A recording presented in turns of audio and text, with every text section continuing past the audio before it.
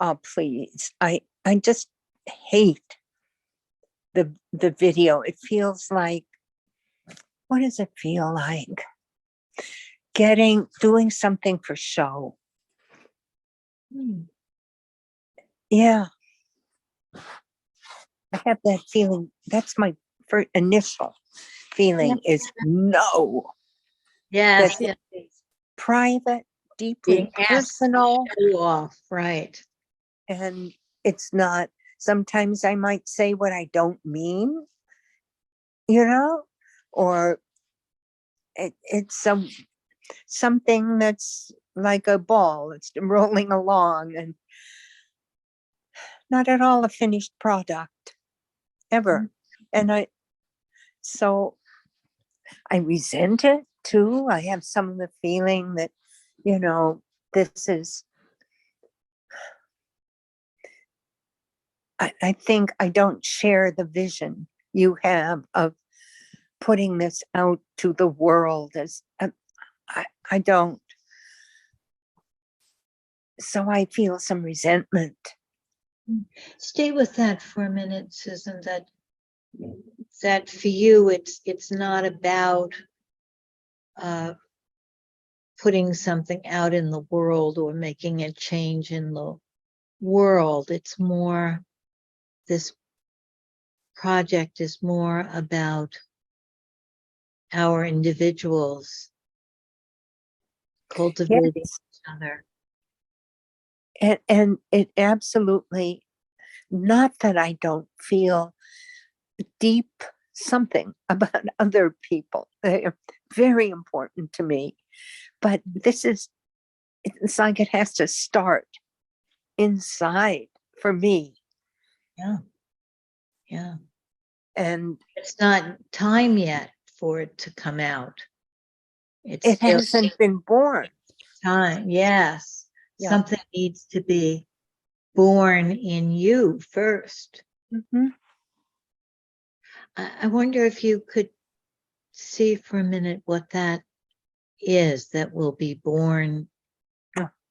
I don't know if it will be, but Well, I sometimes feel spurts. I can feel it in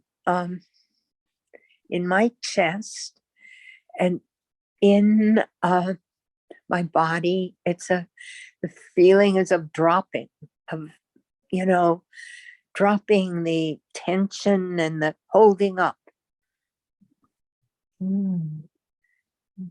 of dropping to the earth and dropping the fear. I think I have just an animal fear of other people, that I won't like them, whatever that means, and they won't like me. And that's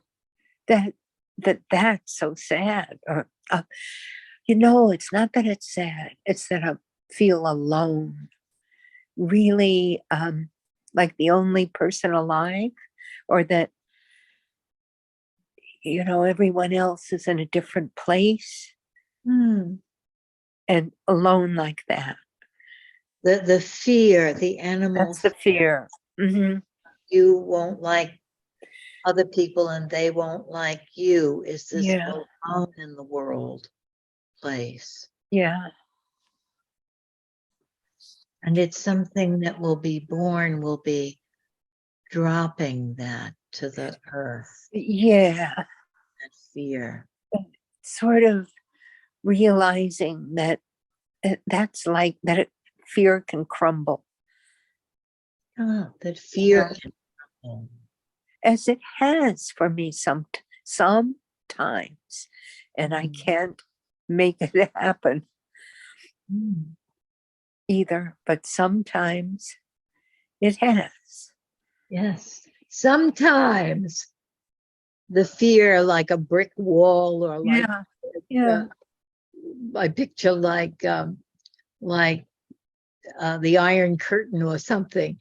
Sometimes it crumbles to the ground. Did that happen anytime in any of the 3 meetings of our group, that the fear began?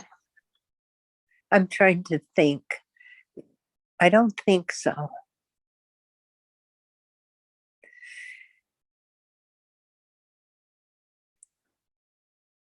I think it may have happened in a team meeting once when I remember saying, I feel so relaxed. And the time, I forgot about the time, oh, how long do I have to stay here? That feeling was gone because there's the pleasure of being with people. But I don't think it's happened in these groups. They're stressful for me, and sometimes less, and sometimes more. It's like it needs to be born in you, and your whole organism knows what that feels like. It knows it. This relaxedness. Yeah, and my vision changes. It's the side vision, the peripheral, I think that's what they call it, opens up.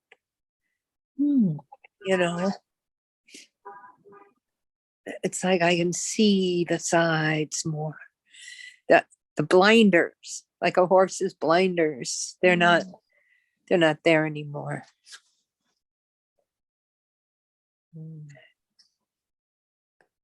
That's a wonderful image.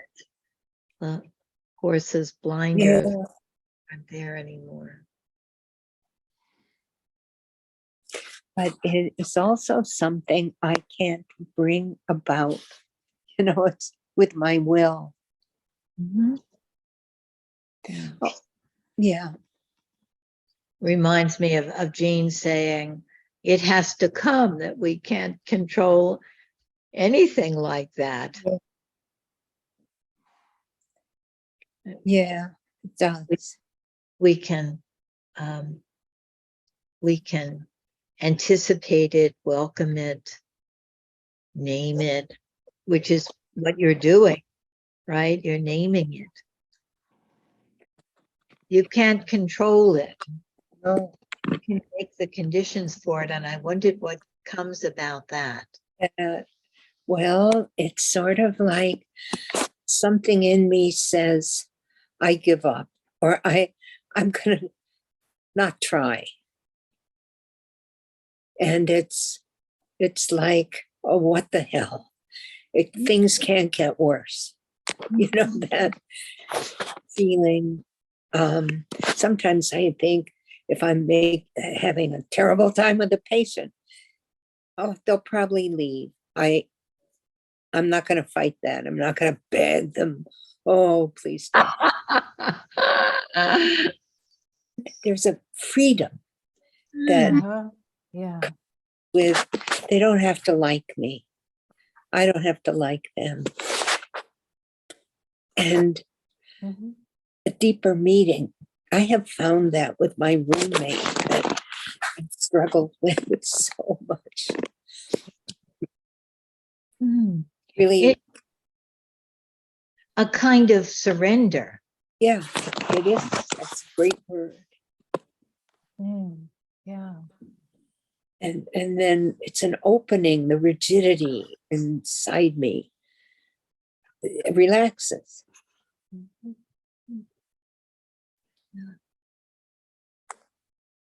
It's very beautiful. It's very wonderful. It does feel like it's, to me, that's grace. Really is. Say more about that, Susan. What grace is for you? Well, it's giving up what I want and assenting to what the way things are. Letting them, allowing them to be instead of fighting them or trying to make them better.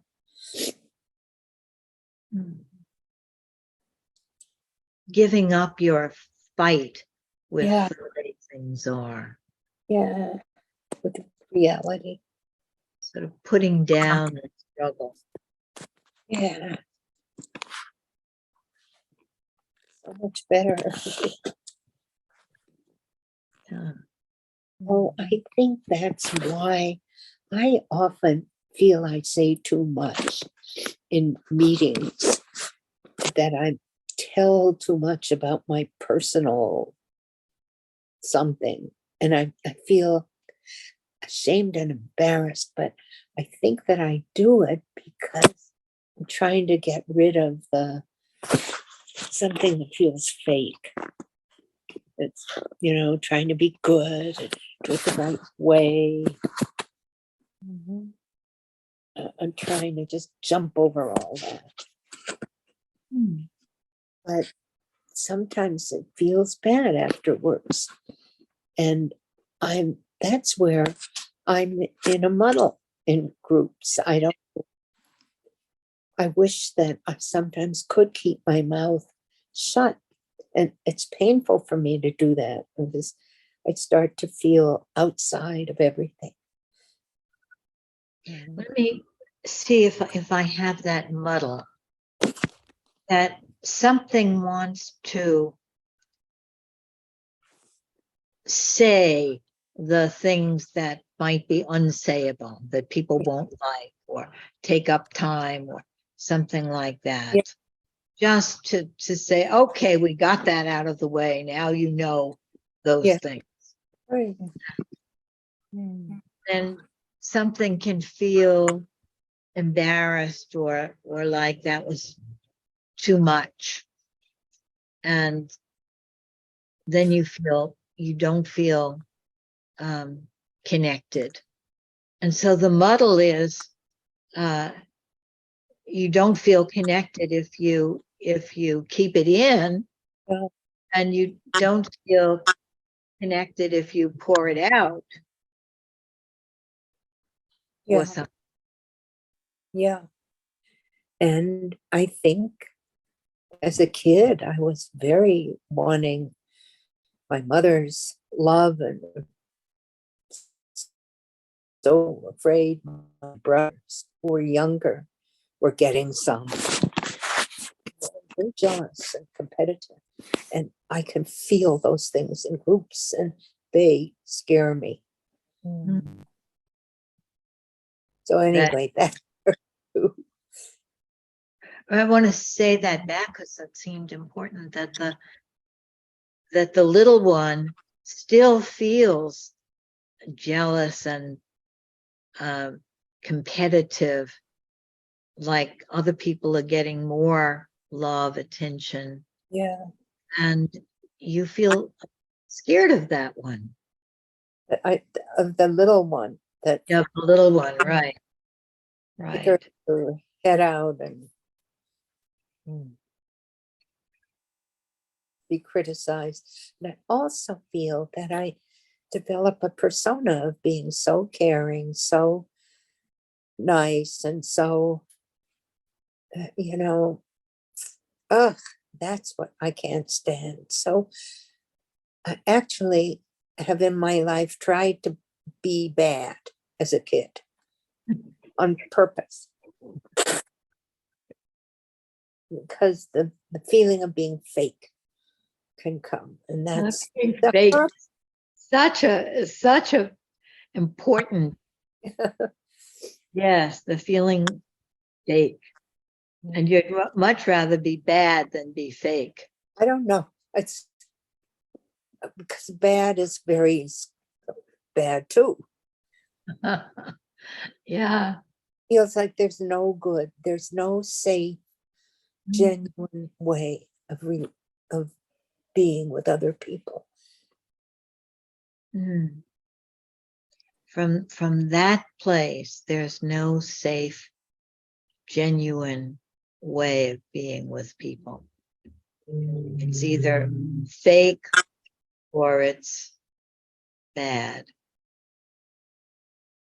Or, the other is alone and just That's a terrible one. Deeply alone. Deeply alone.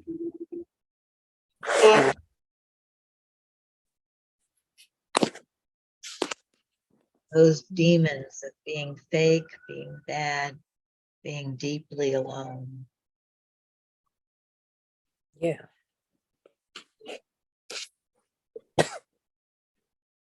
I'm just feeling so understood that I can't quite believe it, because I feel you're hitting the nail on the head, to use that famous expression. Yes, yes, yes. Well, those nails are sticking up right there, and meeting the hammer, right? Yeah, and it feels good. Yeah. Feels so good. Feels so good to name the demons. And, Right. and to be to think somebody else gets it. Hmm. Right. And we're juxtaposing really the demons and this one that will be born in you of surrender, Yeah. of relaxation. Yeah. And acceptance, self-acceptance, and of the other, because then there's some ground that's firm enough that I can walk. Yes, yes, yes. That's the ground. That's the ground. Yes. Have that with the fear, all these fears and the badness and the fakeness. Yes. There's no ground. Mhm. Yeah.